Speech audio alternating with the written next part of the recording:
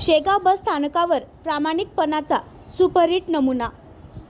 शेगाव बस स्थानक परिसरात घडलेल्या एका कौतुकास्पद घटनेने प्रामाणिकपणा, सामाजिक जबाबदारी आणि पोलिसांचा तत्पर कार्यपद्धतीचे दर्शन घडवले आहे।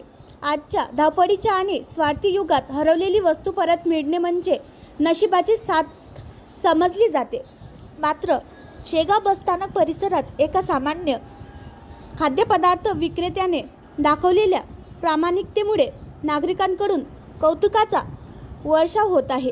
बस स्थानक परिसरात किरकोळ खाद्यपदार्थ विक्री करून उदरनिर्वाह करणारे राजाभाऊ पालवे यांना परिसरात एक मोबाईल फोन मिळून आला होता। अनेकदा अशा वस्तू मिळाल्यानंतर त्या स्वतःकडे ठेवण्याचा मोह अनेकांना होतो, परंतु राजाभाऊ पालवे यांनी कोणत्याही मोहाला बळी न पडता सामाजिक कर्तव्याची जाणीव ठेवून तो